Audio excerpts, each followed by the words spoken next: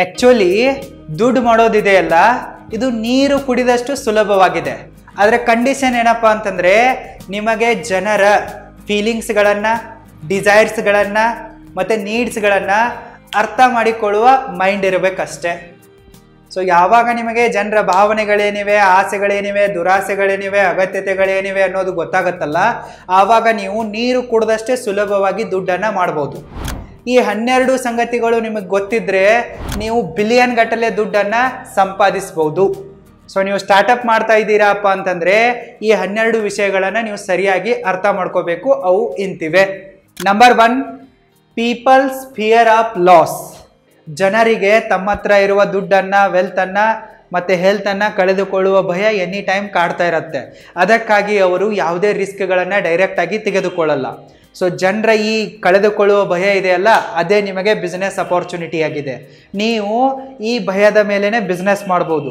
ಉದಾಹರಣೆಗಾಗಿ ನೀವು ಇನ್ವೆಸ್ಟ್ಮೆಂಟ್ಸ್ ಫೀಲ್ಡಲ್ಲಿ ಹೋಗಿ ಏನಾದರೂ ಒಂದು ಸ್ಟಾರ್ಟಪ್ ಮಾಡ್ಬೋದು. ನೀವೇ ಬ್ರೋಕರೇಜ್ ಫರ್ಮನ್ನು ಶುರು ಮಾಡ್ಬೋದು, ಇನ್ವೆಸ್ಟ್ಮೆಂಟ್ ಕನ್ಸಲ್ಟೆನ್ಸಿ ಫರ್ಮನ್ನು ಶುರು ಮಾಡ್ಬೋದು. ಇದೇ ಥರ ಜನರಿಗೆ ಇನ್ಶೂರೆನ್ಸ್ಗಳನ್ನು ನೀವು ಪ್ರೊವೈಡ್ ಮಾಡ್ಬೋದು. ಇನ್ಶೂರೆನ್ಸ್ ಕಂಪನಿಯನ್ನು ಶುರು ಮಾಡ್ಬೋದು. ಅದು ಬೈಕ್ ಇನ್ಶೂರೆನ್ಸ್ ಇರಲಿ, ಹೆಲ್ತ್ ಇರಲಿ, ಕಾರ್ ಇರಲಿ, ಹೋಮ್ ಇನ್ಶೂರೆನ್ಸ್ ಇರಲಿ, ಯಾವುದೇ ಥರದ ಇನ್ಶೂರೆನ್ಸ್ ಇರಲಿ ಅದನ್ನು ನೀವು ಸೇಲ್ ಮಾಡ್ಬೋದು. ಮತ್ತು ನೀವು ವೆಲ್ತ್ ಮ್ಯಾನೇಜ್ಮೆಂಟ್ಗಾಗಿಯೂ ಕೂಡ ಸ್ಟಾರ್ಟಪ್ಗಳನ್ನ ಶುರು ಮಾಡ್ಬೋದು. ಅವರಿಗೆ ವೆಲ್ತ್ ಮ್ಯಾನೇಜ್ಮೆಂಟಿಗೆ ಕನ್ಸಲ್ಟೆನ್ಸಿ ಕೊಡ್ಬೋದು, ಟಿಪ್ಸ್ಗಳನ್ನು ಕೊಟ್ಟು ದುಡ್ಡು ಗಳಿಸ್ಬೋದು. ಈ ರೀತಿ ಜನರಲ್ಲಿರುವ ದುಡ್ಡನ್ನು, ಹೆಲ್ತನ್ನು, ವೆಲ್ತನ್ನು ಕಳೆದುಕೊಳ್ಳುವ ಭಯ ಇದೆಲ್ಲ, ಅದನ್ನೇ ಎನ್ಕ್ಯಾಶ್ ಮಾಡಿಕೊಂಡು ನೀವು ದುಡ್ಡು ಮಾಡ್ಬೋದು. Number 2, people's lust. ನಮ್ಮ ಜನರಲ್ಲಿ ಲಸ್ಟ್ ಅಂತೂ ಇದ್ದೇ ಇರುತ್ತೆ, ನಿಮಗೆ ಗೊತ್ತೇ ಇದೆ. ಈ ಲಸ್ಟನ್ನು ಇಟ್ಕೊಂಡ್ಬಿಟ್ಟು ಕೂಡ ನೀವು ದುಡ್ಡನ್ನು ಮಾಡ್ಬೋದು, ಬಿಸ್ನೆಸ್ಸು, ಸ್ಟಾರ್ಟಪ್ಗಳನ್ನು ಮಾಡ್ಬೋದು. ಉದಾಹರಣೆಗಾಗಿ ಅಡಲ್ಟ್ ಇಂಡಸ್ಟ್ರಿ ಅಂತಂದರೆ ಬರೀ ಪೋರ್ನ್ ಸೈಟ್ಗಳು ಅಂತ ಅನ್ಕೊಳ್ಳೋಕೆ ಹೋಗ್ಬಿಡಿ. ಪೋರ್ನ್ ಅಂತೂ ಜಗತ್ತಿನ ಅತಿ ದೊಡ್ಡ ಬಿಸ್ನೆಸ್ ಆಗಿಬಿಟ್ಟಿದೆ. 100% ಸಿಕ್ಕಾಪಟ್ಟೆ ಅನ್ಲಿಮಿಟೆಡ್ ಪ್ರಾಫಿಟ್ ಇರುವ ಬಿಸ್ನೆಸ್ ಆಗಿದೆ. ಅದನ್ನ ಕೆಲವೊಂದಿಷ್ಟು ಜನ ಮಾಡ್ತಾ ಇದ್ದಾರೆ. ಆದರೆ ಅದನ್ನು ಬಿಟ್ಟು ಕೂಡ ಬೇರೆ ಬಿಸ್ನೆಸ್ಸಸ್ಗಳಿವೆ. ಈ ಅಡಲ್ಟ್ ಇಂಡಸ್ಟ್ರಿಯಲ್ಲಿ ಸೆಕ್ಸ್ ಎಜುಕೇಷನ್ ಬರುತ್ತೆ, ಸೆಕ್ಸ್ ಟಾಯ್ಗಳು ಬರ್ತವೆ, ಸೆಕ್ಸ್ ಕನ್ಸಲ್ಟೆನ್ಸಿ ಬರುತ್ತೆ, ಪ್ರೆಗ್ನೆನ್ಸಿ ಬರುತ್ತೆ, ಸೆಕ್ಸುವಲ್ ಹೆಲ್ತ್ ಬರುತ್ತೆ. ಈ ರೀತಿ ಬಹಳಷ್ಟು ವಿಷಯಗಳು ಕೂಡ ಈ ಅಡಲ್ಟ್ ಇಂಡಸ್ಟ್ರಿಯ ಪಾರ್ಟೇ ಆಗಿವೆ. ಇನ್ನು ನಿಮಗಂತೂ ಗೊತ್ತೇ ಇದೆ, ಜನರಿಗೆಲ್ರಿಗೂ ಕೂಡ ಪ್ರೀತಿ ಬೇಕಾಗಿದೆ, ಸ್ನೇಹ ಬೇಕಾಗಿದೆ, ಸೆಕ್ಸ್ ಬೇಕಾಗಿದೆ. ಸೊ ಇದಕ್ಕಾಗಿ ಇದನ್ನು ಎಲ್ಲಿ ಹುಡುಕಾಡ್ತಾರೆ ಅವರು? ಡೇಟಿಂಗ್ ಆ್ಯಪ್ಸ್ಗಳಲ್ಲಿ ಹುಡುಕಾಡ್ತಾರೆ. ನೀವು ಡೇಟಿಂಗ್ ಆ್ಯಪ್ಸ್ಗಳನ್ನು ತೆಗೆದು ಕೂಡ ದುಡ್ಡು ಮಾಡ್ಬೋದು. ಇನ್ನು ಜನರಿಗೆ ಎಂಟರ್ಟೈನ್ಮೆಂಟ್ ಕೂಡ ಬೇಕಲ್ಲ, ಅವರ ಒಳಗಡೆ ಲಸ್ಟ್ ಇದೆ. ಅಂದರೆ ಅವರಿಗೆ ಪೋರ್ನ್ ನೋಡೋಕ್ಕೂ ಇಷ್ಟ, ಲವ್ ಸ್ಟೋರಿಗಳನ್ನು ನೋಡೋಕೆ ಇಷ್ಟ, ಹಾಟ್ ರೊಮ್ಯಾಂಟಿಕ್ ಸಾಂಗ್ಗಳನ್ನು, ಸಿನಿಮಾಗಳನ್ನು ನೋಡೋಕ್ಕೂ ಕೂಡ ಇಷ್ಟ ಅಲ್ಲ. ಹೀಗಾಗಿನೇ ಬಹಳಷ್ಟು OTT ಪ್ಲ್ಯಾಟ್ಫಾರ್ಮ್ಗಳು ಬಂದಿವೆ. ಅದರಲ್ಲೆಲ್ಲ ಅಡಲ್ಟ್ ಕಂಟೆಂಟೇ ನಡೆಯುತ್ತೆ. ಸೊ ನೀವು ಅಡಲ್ಟ್ ಕಂಟೆಂಟ್ ಮಾಡದೇ ಇದ್ದರೆ ಏನಾಯಿತು? ಜನರಿಗೆ ಪ್ರೀತಿ, ಪ್ರೇಮದ ಭಾವನೆಗಳು ಕೂಡ ಇವೆ ಅಲ್ಲ. ಸೊ ಅದನ್ನು ನೀವು ಒಳ್ಳೆಯ ಎಂಟರ್ಟೈನ್ಮೆಂಟ್ ಮುಖಾಂತರ ಕೂಡ ಪ್ರೊವೈಡ್ ಮಾಡ್ಬೋದು. ಒಳ್ಳೆಯ OTT ಪ್ಲ್ಯಾಟ್ಫಾರ್ಮ್ಗಳನ್ನು ಕೂಡ ತೆಗಿಬೋದು. ಈ ರೀತಿ ಯಾವಾಗ ನಿಮಗೆ ಜನರ ಲಸ್ಟ್ ಬಗ್ಗೆ ಗೊತ್ತಾಗುತ್ತೋ ಆವಾಗ ಅದನ್ನೇ ಬಿಸ್ನೆಸ್ ಅಪಾರ್ಚುನಿಟಿಯಾಗಿ ಕನ್ವರ್ಟ್ ಮಾಡ್ಕೋಬೋದು. Number 3, people's desire to look beautiful and young. ನಮ್ಮ ಜನ ಇದ್ದಾರಲ್ಲ, ಗಂಡ್ಮಕ್ಕಳಾಯಿತು, ಹೆಣ್ಮಕ್ಕಳಾಯಿತು, ಚಿಕ್ಕ ಮಕ್ಕಳಿಂದ ಹಿಡಿದು ಮುದುಕಿಯರ ತನಕ ಕೂಡ ಎಲ್ರಿಗೂ ಕೂಡ ನಾನು ಸುಂದರವಾಗಿ ಕಾಣಿಸ್ಬೇಕು, ನಾನು ಯಂಗ್ ಆ್ಯಂಡ್ ಎನರ್ಜೆಟಿಕ್ ಆಗಿ ಕಾಣಿಸ್ಬೇಕು ಅನ್ನೋ ಒಂದು ಡಿಸೈರ್ ಇದೆ, ಗುಪ್ತ ಆಸೆ ಇದೆ. ಸೊ ಈ ಗುಪ್ತ ಆಸೆಯ ಮೇಲೇ ನೀವು ಬಿಸ್ನೆಸ್ ಮಾಡ್ಬೋದು. ಹೆಂಗಪ್ಪ ಅಂತಂದರೆ, ನೀವು ಸ್ಕಿನ್ ಕೇರ್ ಪ್ರಾಡಕ್ಟ್ಸ್ಗಳನ್ನ ಶುರು ಮಾಡ್ಬೋದು, ಸರ್ವಿಸ್ಗಳನ್ನ ಶುರು ಮಾಡ್ಬೋದು, ಹಾಸ್ಪಿಟಲ್ಗಳನ್ನ ಶುರು ಮಾಡ್ಬೋದು, ಸ್ಕಿನ್ ಕೇರ್ಗಾಗಿ ರುಟೀನ್ಗಳನ್ನು ಮಾರಾಟ ಮಾಡ್ಬೋದು. ಇದೇ ಥರ ಇವರಿಗೆ ಮೇಕಪ್ ಪ್ರಾಡಕ್ಟ್ಸ್ಗಳನ್ನ, ಬ್ಯೂಟಿ ಪ್ರಾಡಕ್ಟ್ಸ್ಗಳನ್ನ ಸೇಲ್ ಮಾಡ್ಬೋದು. ಮೇಕಪ್ ಆ್ಯಂಡ್ ಬ್ಯೂಟಿ ಇಂಡಸ್ಟ್ರಿ ಅಂತೂ ಸಿಕ್ಕಾಪಟ್ಟೆ ದೊಡ್ಡದಿದೆ, ನಿಮಗೆ ಗೊತ್ತೇ ಇದೆ. ಇನ್ನು ಫಿಟ್ನೆಸ್ ಇಂಡಸ್ಟ್ರಿಯನ್ನು ಶುರು ಮಾಡ್ಬೋದು. ನೀವು ಜಿಮ್ ಶುರು ಮಾಡ್ಬೋದು, ಫಿಟ್ನೆಸ್ ಟ್ರೈನರ್ ಆಗ್ಬೋದು, ಫಿಟ್ನೆಸ್ ಕನ್ಸಲ್ಟೆನ್ಸಿ ಕೊಡ್ಬೋದು, ವೆಯ್ಟ್ ಗೇನ್ ಮಾಡಿಸೋದು, ವೆಯ್ಟ್ ಲಾಸ್ ಮಾಡಿಸೋದು, ಇದನ್ನು ಕೂಡ ಮಾಡಿಸ್ಬೋದು. ಪ್ರಾಡಕ್ಟ್ಗಳನ್ನು ತರ್ಬೋದು, ಅದಕ್ಕೆ ಕೋರ್ಸಸ್ಗಳನ್ನ ತರ್ಬೋದು. ಈ ರೀತಿ ಇದಕ್ಕೆ ಸಂಬಂಧಪಟ್ಟಂತೆ ಬಹಳಷ್ಟು ಬಿಸ್ನೆಸ್ ಅಪಾರ್ಚುನಿಟಿಗಳಿವೆ. ಸ್ವಲ್ಪ ನೀವು ಕಣ್ತೆರೆದು ನೋಡಬೇಕಷ್ಟೆ. Number 4, people's health. ಜನರಿಗೆ ಹೆಲ್ತ್ ತುಂಬಾ ಇಂಪಾರ್ಟೆಂಟ್ ಆಗಿದೆ. ಮುಂಚೆ ಯಾರೂ ಕೂಡ ನಾನು ಹೆಲ್ದಿಯಾಗಿರ್ಬೇಕು ಅಂತೇಳಿ ದುಡ್ಡು ಖರ್ಚು ಮಾಡಲ್ಲ. ಆದರೆ ಸಿಕ್ಕಿದ್ದನ್ನೆಲ್ಲ ತಿಂದುಬಿಟ್ಟು, ಸಿಕ್ಕಿದ್ದನ್ನೆಲ್ಲ ಮಾಡಿಬಿಟ್ಟು ತಮ್ಮ ಹೆಲ್ತನ್ನು ಕಳ್ಕೊತಾರೆ. ಆವಾಗ ನಮ್ಮ ಹತ್ರ ಬಂದೇ ಬರ್ತಾರೆ. ಸೊ ಆವಾಗ ನೀವು ದುಡ್ಡು ಮಾಡೋ ಆಪರ್ಚುನಿಟಿ ಇರುತ್ತೆ. ನೀವು ಫಾರ್ಮಾ ಕಂಪ್ನಿಗಳನ್ನು ಓಪನ್ ಮಾಡ್ಬೋದು, ಟ್ಯಾಬ್ಲೆಟು, ಮೆಡಿಸಿನು ಇವುಗಳನ್ನೆಲ್ಲ ಮ್ಯಾನುಫ್ಯಾಕ್ಚರ್ ಮಾಡ್ಬೋದು. ಜನರಿಕ್ ಮೆಡಿಸಿನ್ಗಳನ್ನು ನೀವು ಮ್ಯಾನುಫ್ಯಾಕ್ಚರ್ ಮಾಡಿದರೂ ಕೂಡ ಅದು ಕೂಡ $1 ಬಿಲಿಯನ್ ಇಂಡಸ್ಟ್ರಿ ಇದೆ. ಅದೇನು ದೊಡ್ಡ ರಾಕೆಟ್ ಸೈನ್ಸ್ ಅಲ್ಲ. ಜಸ್ಟ್ ನಿಮ್ಮ ಹತ್ರ ಇನ್ವೆಸ್ಟ್ಮೆಂಟು, ಸರಿಯಾದ ನಾಲೆಜ್ ಇರಬೇಕಷ್ಟೇ. ಇನ್ನು ಹೆಲ್ತ್ ಕೇರ್ ಸಿಸ್ಟಮ್ನಲ್ಲಿ ನೀವು ಬರ್ಬೋದು, ಹಾಸ್ಪಿಟಲ್ ತೆಗಿಬೋದು, ಹೆಲ್ತ್ ಟೆಕ್ ಸ್ಟಾರ್ಟಪ್ ಮಾಡ್ಬೋದು. ನಾನೀಗ ಅದ್ರ ಮೇಲೇ ಕೆಲಸ ಮಾಡ್ತಾ ಇರುವೆ. ಇನ್ನು ವೆಲ್ನೆಸ್ ಸೆಂಟರ್ಗಳನ್ನು ನೀವು ಶುರು ಮಾಡ್ಬೋದು. ನೆಕ್ಸ್ಟ್ ನೀವು ಕೇರ್ ಟೇಕಿಂಗ್ ಬಿಸ್ನೆಸ್ಗಳನ್ನ ಶುರು ಮಾಡ್ಬೋದು. ವಯಸ್ಸಾದವರಿಗೆ ಹಾಸ್ಪಿಟಲಿಗೆ ಬಂದುಬಿಟ್ಟು ರೆಗ್ಯುಲರ್ ಆಗಿ ಹೆಲ್ತ್ ಚೆಕಪ್ ಮಾಡ್ಕೊಳ್ಳೋದಾಗಲ್ಲ, ಬ್ಲಡ್ ಟೆಸ್ಟ್ ಮಾಡ್ಕೊಳ್ಳೋದಾಗಲ್ಲ, ಇವುಗಳನ್ನೆಲ್ಲವನ್ನ ನೀವು ಮನೆಗೆ ಹೋಗ್ಬಿಟ್ಟು ಮಾಡ್ಬೋದು. ಈಗ ಅದರ ರಿಲೇಟೆಡ್ ಆಗಿ ಕೂಡ ಕೆಲವೊಂದಿಷ್ಟು ಸ್ಟಾರ್ಟಪ್ಗಳು ಬಂದಿವೆ, ದೊಡ್ಡ ದೊಡ್ಡ ಸಿಟಿಯಲ್ಲಿ ಬಂದಿವೆ, ನಮ್ಮ ಪುಣೆಯಲ್ಲಂತೂ ಬಂದಿವೆ. ಇನ್ನು ಡಯಟು, ನ್ಯೂಟ್ರಿಷನ್ನು, ಈ ರೀತಿ ಬೇರೆ ಬೇರೆ ವೆರೈಟಿ ಆಫ್ ಸೆಕ್ಟರ್ಗಳಲ್ಲಿ ನೀವು ನಿಮ್ಮ ಬಿಸ್ನೆಸ್ಸನ್ನು ಗ್ರೋ ಮಾಡಬಹುದು. ಹೆಲ್ತ್ ಸೆಕ್ಟರ್ ಇದೆಯಲ್ಲ, ಇದು ಕೂಡ ಒಂದು ಪ್ರಾಫಿಟೇಬಲ್ ಬಿಸ್ನೆಸ್ ಆಗಿದೆ. ಇದನ್ನು ಕೂಡ ಮಾಡಿ ನೀವು ದುಡ್ಡು ಮಾಡ್ಕೋಬಹುದು. Number 5, education. ಭಾರತದಲ್ಲಂತೂ ಎಜುಕೇಷನ್ ಒಂದು ಅತಿ ದೊಡ್ಡ ಇಂಡಸ್ಟ್ರಿ ಆಗಿದೆ, $multi-billion ಇಂಡಸ್ಟ್ರಿ ಆಗಿದೆ. ಭಾರತದಲ್ಲಿ ಪೇರೆಂಟ್ಸ್ಗಳು ಉಪವಾಸ ಇರ್ತಾರೆ, ತಾವು ಬಟ್ಟೆ ಹಾಕೊಳ್ಳದೆ ತಿರುಗ್ತಾರೆ, ಆದರೂ ಕೂಡ ತಮ್ಮ ಮಕ್ಕಳಿಗೆ ಒಳ್ಳೆ ಎಜುಕೇಷನ್ ಕೊಡಲೇಬೇಕಂತ ಹೇಳಿ ಸಿಕ್ಕಾಪಟ್ಟೆ ಹಣವನ್ನು ಖರ್ಚು ಮಾಡ್ತಾರೆ. ಸಾಲ ಸೋಲ ಮಾಡಿ ಆದರೂ ಕೂಡ ಖರ್ಚು ಮಾಡ್ತಾರೆ. ಸೊ ಅದಕ್ಕಾಗಿ ನೀವು ಸ್ಕೂಲ್ಗಳನ್ನು ತೆಗೆದುಬಿಟ್ಟು ಬಿಸ್ನೆಸ್ ಮಾಡ್ಬೋದು, ಕಾಲೇಜ್ಗಳನ್ನು ತೆಗೆದುಬಿಟ್ಟು ಬಿಸ್ನೆಸ್ ಮಾಡ್ಬೋದು, ಲರ್ನಿಂಗ್ ಪ್ಲ್ಯಾಟ್ಫಾರ್ಮ್ಗಳನ್ನ ತೆಗೆದುಬಿಟ್ಟು ಬಿಸ್ನೆಸ್ ಮಾಡ್ಬೋದು. ಇವ್ಯಾವು ಕೂಡ ಸಮಾಜ ಸೇವೆ ಅಲ್ಲ. ನೀವು ಹಾಸ್ಪಿಟಲ್ ಕಟ್ತೀನಿ, ಸ್ಕೂಲು ಕಾಲೇಜ್ ಕಟ್ತೀನಿ ಅಪ್ಪ ಅಂತಂದರೆ ಗೌರ್ಮೆಂಟ್ನವರೇ ನಿಮಗೆ ಪುಕ್ಸಟಿಯಾಗಿ ಜಮೀನು ಕೊಡ್ತಾರೆ, ಗೌರ್ಮೆಂಟ್ ಸ್ಕೀಮಲ್ಲೇ ಫಂಡ್ ಕೊಡ್ತಾರೆ, ಎಲ್ಲ ಸವಲತ್ತುಗಳನ್ನ ಕೊಡ್ತಾರೆ, ಮತ್ತು ನಿಮಗೆ ಟ್ಯಾಕ್ಸ್ ರಿಬೇಟನ್ನು ಕೂಡ ಕೊಡ್ತಾರೆ, ಡಿಡಕ್ಷನ್ಗಳನ್ನ ಕೂಡ ಕೊಡ್ತಾರೆ. ಇವ್ಯಾವು ಕೂಡ ಸಮಾಜ ಸೇವೆ ಅಲ್ಲ. ಈ ಎಜುಕೇಷನ್ನು, ಹೆಲ್ತು ಪಕ್ಕಾ 100% ಪ್ರಾಫಿಟೇಬಲ್ ಬಿಸ್ನೆಸ್ಗಳಾಗಿವೆ. ಸೊ ನೀವು ಕೂಡ ಈ ಬಿಸ್ನೆಸ್ಗೆ ಎಂಟರ್ ಆಗ್ಬೋದು. ನಿಮಗೆ ಇಷ್ಟೊಂದೆಲ್ಲ ದುಡ್ಡಿಲ್ಲಪ್ಪ ಅಂತಂದರೆ ನೀವು ಸ್ಕಿಲ್ಗಳನ್ನು ಕಲಿತು ಬೇರೆ ಏನಾದರೂ ಕೂಡ ಮಾಡಬಹುದು.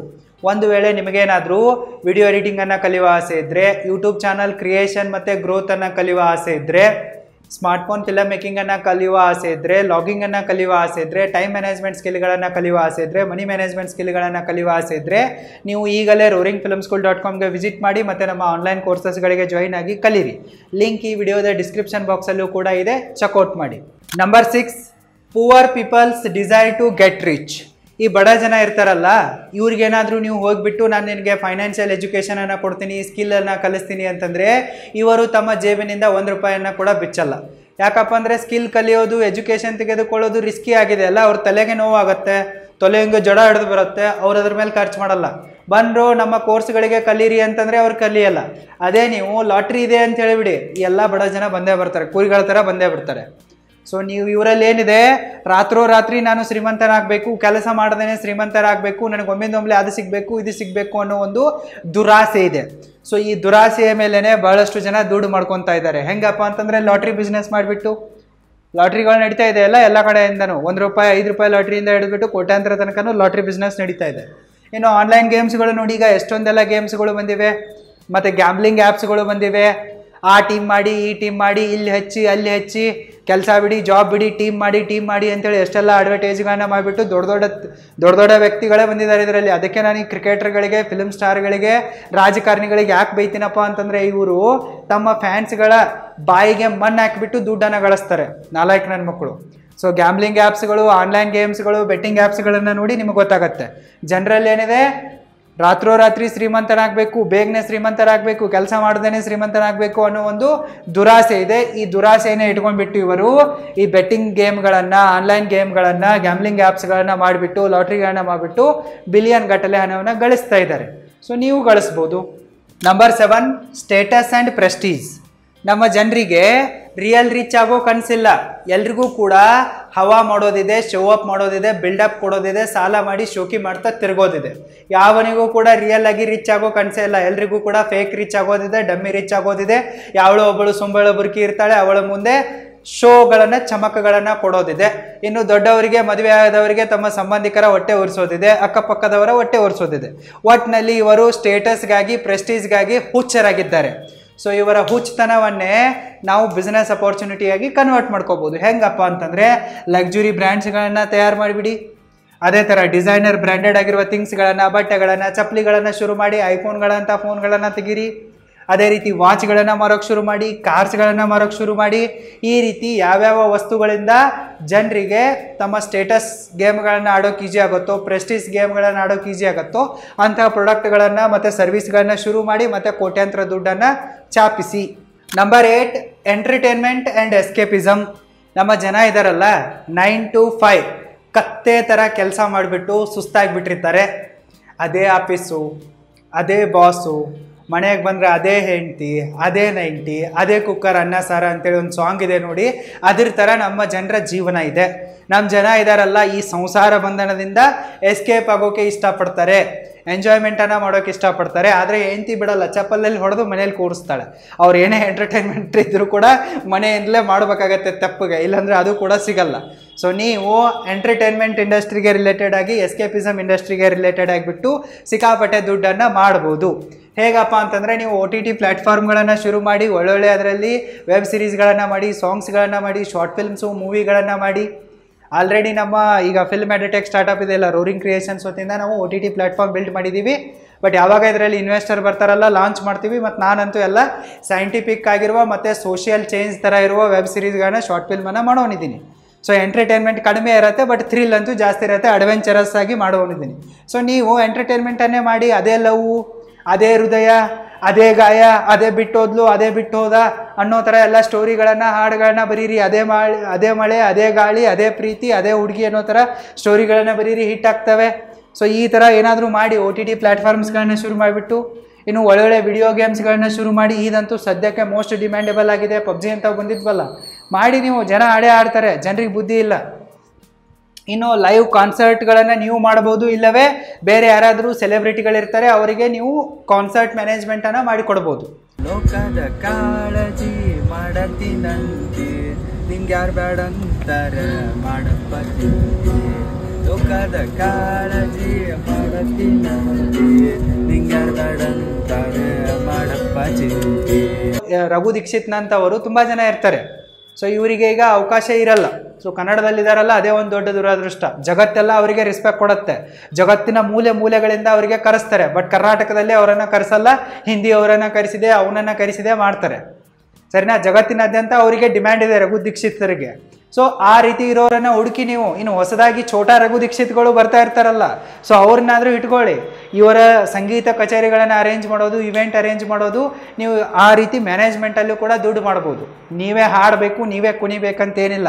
ಹಾಡೋರು, ಕುಣಿಯೋರು ಎಲ್ಲರೂ ಸಿಕ್ಕಾಪಟ್ಟೆ ಜನ ಇದ್ದಾರೆ.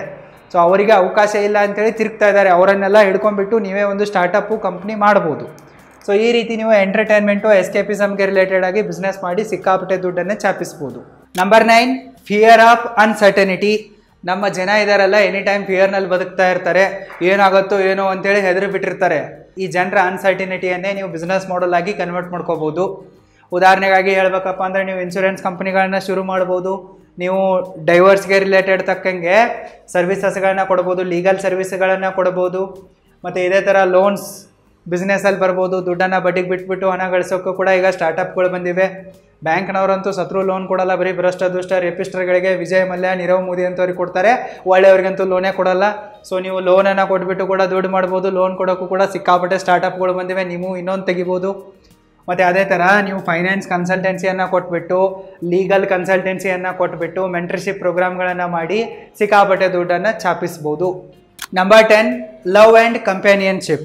ಪ್ರತಿಯೊಬ್ಬ ಮನುಷ್ಯನಿಗೂ ಕೂಡ, ಗಂಡು ಮಕ್ಕಳಿಗಾಯಿತು ಹೆಣ್ಮಕ್ಕಳಿಗಾಯಿತು, ಸ್ನೇಹನೂ ಬೇಕು, ಪ್ರೀತಿನೂ ಬೇಕು, ಮದುವೆನೂ ಆಗಬೇಕು, ಸೆಕ್ಸೂ ಬೇಕು, ಮಕ್ಕಳು ಆಗಬೇಕು.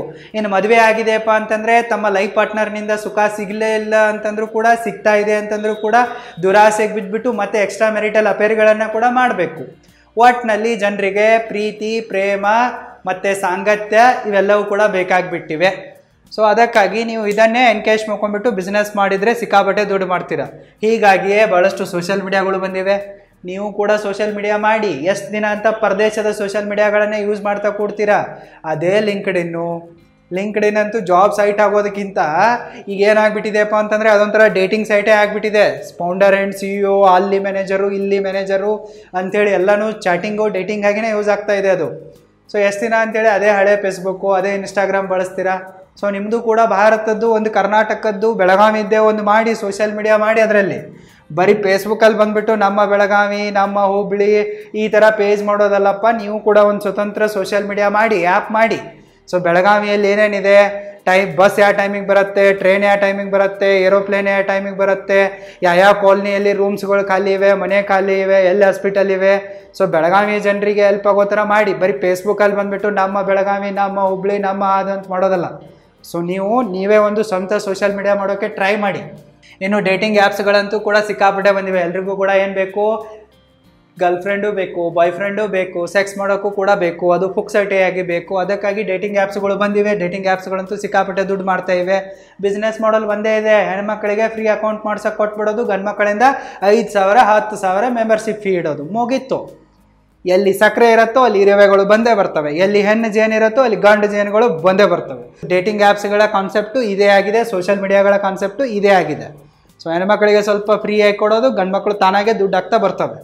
ಇನ್ನು ಮ್ಯಾಟ್ರಿಮೋನಿಯಲ್ ಆ್ಯಪ್ಸ್ಗಳು ಮತ್ತು ಅದಕ್ಕೆ ಸಂಬಂಧಪಟ್ಟಂಥ ಸರ್ವಿಸ್ಗಳು. ನಮ್ಮ ಜನ ಅಂತೂ ನಿಮಗೆ ಗೊತ್ತೇ ಇದೆ, ಸಮಾಜ ದ್ರೋಹಿಗಳಾಗಿ, ದೇಶದ್ರೋಹಿಗಳಾಗಿ, ಜಾತಿ ಧರ್ಮ ಅದು ಇದು ಅಂತೇಳಿ ಬದುಕ್ತಾ ಇದ್ದಾರೆ. ಹೀಗಾಗಿ ಇವ್ರಿಗೆ ಯಾರಿಗೂ ಕೂಡ ಈಸಿಯಾಗಿ ಗಂಡು ಸಿಗಲ್ಲ, ಹೆಣ್ಣು ಸಿಗಲ್ಲ.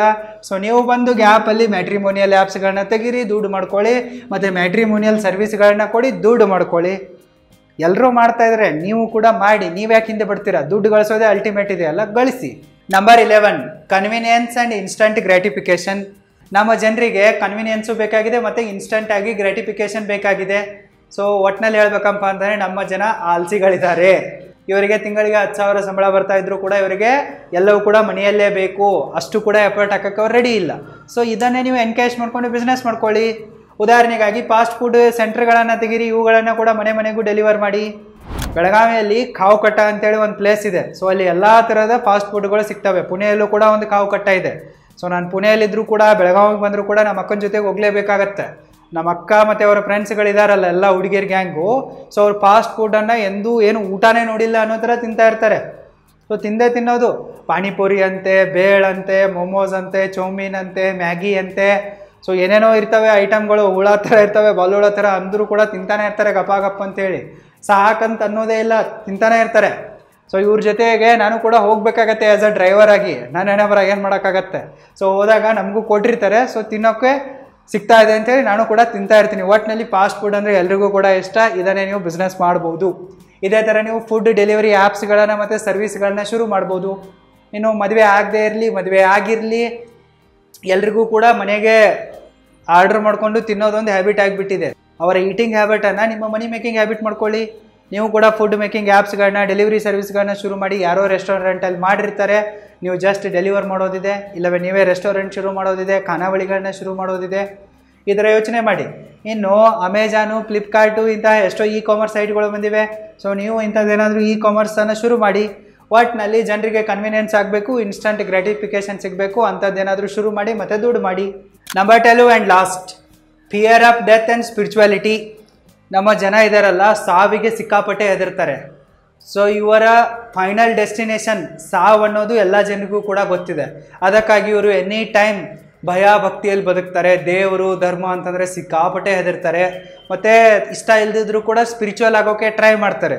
ಸೊ ಜನರ ಹತ್ರ ಸಾವಿನ ಭಯ ಇದೆ, ಸ್ಪಿರಿಚುವಾಲಿಟಿಯ ಭಯ ಇದೆ, ದೇವರ ಭಯ ಇದೆ ಅಂತಂದರೆ ಇದನ್ನೇ ಬಂಡವಾಳ ಮಾಡ್ಕೊಂಡ್ಬಿಟ್ಟು ಎಲ್ಲರೂ ಬಿಸ್ನೆಸ್ ಮಾಡ್ತಾ ಇದ್ದಾರೆ. ನಿಮಗೂ ಕೂಡ ಇಂಟ್ರೆಸ್ಟ್ ಇದ್ದರೆ ನೀವು ಮಾಡ್ಬೋದು. ಈ ಧರ್ಮವೂ ಕೂಡ ಒಂದು ದೊಡ್ಡ ಬಿಸ್ನೆಸ್ ಆಗಿಬಿಟ್ಟಿದೆ. ಮತ್ತು ಇನ್ನು ಟೆಂಪಲ್ಗಳಿವೆ ಎಲ್ಲ, ಏನು ಮಠ ಮಸ್ಜಿದ್ಗಳು, ಚರ್ಚ್ಗಳು, ಗುಡಿ ಗುಂಡಾರಗಳು, ದೇವಸ್ಥಾನಗಳು, ಇವೆಲ್ಲವೂ ಕೂಡ ಬಿಸ್ನೆಸ್ಗಳೇ ಆಗಿವೆ. ಇದರಲ್ಲೇನು ಧಾರ್ಮಿಕತೆ ಇಲ್ಲ, ಸ್ಪಿರಿಚುವಾಲಿಟಿ ಇಲ್ಲ, ಏನಿಲ್ಲ. ಮಠದಲ್ಲಿ ತೊಟ್ಲ ಕಟ್ಟೋದೊಂದು ಬಾಕಿ ಇದೆ ಅಷ್ಟೇ. ಸೊ ಇವರು ಏನೂ ಕೂಡ ಬಸವಣ್ಣವರವರ ತತ್ವಗಳನ್ನ ಯಾವತ್ತೂ ಫಾಲೋ ಮಾಡಲಿಲ್ಲ. ಸ್ವಾಮೀಜಿಗಳು ಬಂದು ಜಾತೀಯತೆಯನ್ನು, ಭಾಷಾ ವಿವಾದಗಳನ್ನ, ಧರ್ಮದ ದಂಗಲುಗಳನ್ನ ನಿಲ್ಲಿಸೋ ಪ್ರಯತ್ನ ಮಾಡಲಿಲ್ಲ. ಎಲ್ಲಿಯೂ ಯಾರಿಗೂ ಜಾಬು ಕೊಡಲಿಲ್ಲ, ಬಿಸ್ನೆಸ್ ಲೋನು ಕೊಡಿಸ್ಲಿಲ್ಲ, ಅಂತರ್ಜಾತೀಯ ವಿವಾಹಗಳನ್ನ ಕೂಡ ಮಾಡಿಸ್ಲಿಲ್ಲ, ಏನೂ ಇಲ್ಲ. ಸೊ ಮಠ ಬಿಟ್ಟು ಹೊರ ಬನ್ನಿ, ದೇವಸ್ಥಾನ ಬಿಟ್ಟು ಹೊರ ಬನ್ನಿ, ಏನಾದರೂ ಇದ್ದರೆ ಸ್ವಲ್ಪ ಸರಿನಾ. ಈಗ ಈ ರಿಲಿಜನ್ನು, ಟೆಂಪಲ್ಲು, ಮಠ ಮಸ್ಜಿದ್ಗಳು, ಚರ್ಚು ಎಲ್ಲ ಕೂಡ ಪಾರ್ಟ್ ಆಫ್ ಬಿಸ್ನೆಸ್ ಆಗಿವೆ. ಸೊ ನೀವು ಕೂಡ ಇವುಗಳಿಂದ ದುಡ್ಡು ಮಾಡ್ಬೋದು. ನೀವು ಕೂಡ ದೇವಸ್ಥಾನ ಶುರು ಮಾಡ್ಬೋದು, ಮಸ್ಜಿದ್ ಶುರು ಮಾಡ್ಬೋದು, ಒಂದು ಹೊಸ ಧರ್ಮನೇ ಶುರು ಮಾಡ್ಬೋದು ನಿಮ್ಮದೇ. ನೀವೇ ದೇವರಾಗಿಬಿಡ್ಬೋದು, ನೀವೇ ಸ್ವಾಮೀಜಿ ಆಗ್ಬೋದು, ನೀವಾದರೂ ಸ್ವಾಮೀಜಿಗಳಾಗ್ಬೋದು, ಬಾಬಾ ಆಗ್ಬೋದು, ಇಲ್ಲ ನಿಮ್ಮ ಮಕ್ಕಳನ್ನಾದರೂ ಬಾಬಾ ಮಾಡಿ. ಈಗ ಎಷ್ಟೊಂದು ಜನ ಬಾಬಾಗಳು ಯೂಟ್ಯೂಬಲ್ಲಿ, ಇಂಟರ್ನೆಟ್ಟಲ್ಲಿ ವೈರಲ್ ಆಗ್ತಾ ಇದ್ದಾರೆ ನೋಡಿ. ಏನು ಬರ್ತಾ ಇರಲ್ಲ, ಚಿಕ್ಕ ಚಿಕ್ಕ ಮಕ್ಕಳಿಗೂ ಕೂಡ ಎಲ್ಲ ಕೂಡ ಸ್ವಾಮೀಜಿಗಳಾಗ್ತಾಯಿದ್ದಾರೆ, ಬಾಬಾಗಳಾಗ್ತಾಯಿದ್ದಾರೆ, ಕೋಟಿ ಕೋಟಿ ದುಡ್ಡು ಮಾಡ್ತಾಯಿದ್ದಾರೆ. ಸೊ ಇದು ಕೂಡ ಬಿಸ್ನೆಸ್ ಅಪರ್ಚುನಿಟಿ ಇದೆ. ನಾನು ಜೋಕ್ ಮಾಡ್ತಾ ಇರುವೆ, ಬಟ್ ಇದರ ರಿಲೇಟೆಡ್ ಆಗಿ ಕೂಡ ನೀವು ಕೆಲವೊಂದಿಷ್ಟು ಸೀರಿಯಸ್ ಆಗಿರೋ ಬಿಸ್ನೆಸ್ಗಳನ್ನ ಮಾಡ್ಬೋದು. ಈಗ ಹೆಂಗಪ್ಪ ಅಂತಂದರೆ, ಈಗ ರಾಮಾಯಣ ಇದೆ, ಮಹಾಭಾರತ ಇದೆ, ಭಗವದ್ಗೀತಾ ಇದೆ, ಕುರಾನ್ ಇದೆ, ಬೈಬಲ್ ಇದೆ, ಮತ್ತು ತ್ರಿಪೀಠಿಕಗಳಿವೆ, ಮತ್ತು ಈ ರೀತಿ ಎಷ್ಟೆಷ್ಟು ಧರ್ಮ ಗ್ರಂಥಗಳಿವೆನೋ ಇವುಗಳನ್ನೆಲ್ಲವನ್ನು ಪ್ರಿಂಟ್ ಮಾಡಿ ನೀವು ಮಾರಾಟ ಮಾಡ್ಬೋದು. ಇದು ಕೂಡ ಬಿಸ್ನೆಸ್ ಆಯ್ತಲ್ಲ. ದೇವರ ಫೋಟೋಗಳನ್ನು ಪ್ರಿಂಟ್ ಮಾಡಿ ಮಾರಾಟ ಮಾಡ್ಬೋದು, ದೇವರ ಮೂರ್ತಿಗಳನ್ನು ತಯಾರು ಮಾಡಿ ಮಾರಾಟ ಮಾಡ್ಬೋದು. ಬರೀ ನೀವೇ ದೇವರಾಗೋದಲ್ಲ, ಕಾಮಿಡಿಗಾಗಿ ಹೇಳ್ತಾ ಇರುವೆ, ದೇವರಾಗಕ್ಕೆ ಹೋಗ್ಬಿಡಿ. ಜೀವ ಅಂತ ಸಮಾಧಿ ಮಾಡಿ ಬೇರೆಯವ್ರು ದುಡ್ಡು ಮಾಡ್ಕೊತಾರೆ, ನಿಮಗೇನು ಸಿಗಲ್ಲ. ನೀವು ಸುಮ್ಮನೆ ದೇವರುಗಳನ್ನೇ ಮಾರಾಟ ಮಾಡಿ ಬಿಸ್ನೆಸ್ ಮಾಡಿ. ಈಗೆಲ್ಲರೂ ಅದನ್ನೇ ಮಾಡ್ತಾ ಇದ್ದಾರೆ. ಮತ್ತು ನೀವು ಈ ಧಾರ್ಮಿಕ ಗ್ರಂಥಗಳ ಮೇಲೆ, ಕತೆಗಳ ಮೇಲೆ, ರಾಮಾಯಣ ಮಹಾಭಾರತದ ಕತೆಗಳು ಬರ್ತಾವಲ್ಲ, ಇವುಗಳ ಮೇಲೆ ವಿಡಿಯೋ ಬುಕ್ಗಳನ್ನು ಮಾಡ್ಬೋದು, ಆಡಿಯೋ ಬುಕ್ಗಳನ್ನು ಮಾಡ್ಬೋದು. ಮತ್ತು ಇದೇ ಥರ ಮ್ಯಾನಿಫೆಸ್ಟೇಷನ್ ಕೋರ್ಸ್ಗಳನ್ನು ಮಾಡ್ಬೋದು. ಸರಿನಾ? ಈ ರೀತಿ ನೀವು ಫಿಯರ್ ಆಫ್ ಡೆತ್ತನ್ನು ಮತ್ತು ಸ್ಪಿರಿಚುವಾಲಿಟಿಯನ್ನು ಇಟ್ಕೊಂಡ್ಬಿಟ್ಟೆ ದುಡ್ಡು ಮಾಡ್ಬೋದು. ಸೊ ಯಾವಾಗ ನಿಮಗೆ ಈ 12 ಸೀಕ್ರೆಟ್ಗಳು ಗೊತ್ತಾಗ್ತಾವೋ ಆವಾಗ ನೀವು ನೀರು ಕುಡಿದಷ್ಟು ಈಸಿಯಾಗಿ ಬಿಸ್ನೆಸ್ಸನ್ನು ಮಾಡ್ಬೋದು, ದುಡ್ಡನ್ನು ಮಾಡ್ಬೋದು. ಸೊ ನೀವು ಸ್ಟಾರ್ಟಪ್ ಮಾಡ್ತಾ ಇದ್ದೀರಾ ಅಂಥೇಳಿ ಈ ಸೀಕ್ರೆಟನ್ನು ನಾನು ಹೇಳ್ತಾ ಇದ್ದೀನಿ. ಇಲ್ಲಾಂತಂದರೆ ಯಾರಿಗೂ ಕೂಡ ನಾನು ಇದನ್ನು ಪುಕ್ಸಟಿಯಾಗಿ ಹೇಳಲ್ಲ. ಇನ್ನು ನಿಮಗೆ ಎಂಥ ಸ್ಟಾರ್ಟಪ್ ಮಾಡೋರಿದ್ದೀರಾ, ಏನು ಹೆಲ್ಪ್ ಬೇಕು ಅನ್ನೋದನ್ನು ಕಮೆಂಟ್ ಮಾಡಿ. So I am always with you. ನನ್ನ ಇಮೇಲ್ ಇದೆ ಚಾನಲ್ನ ಅಬೌಟ್ ಸೆಕ್ಷನ್ನಲ್ಲಿ, ನನಗೆ ಇಮೇಲ್ ಮಾಡಿ. I will guide you. All the very best. Thank you so much.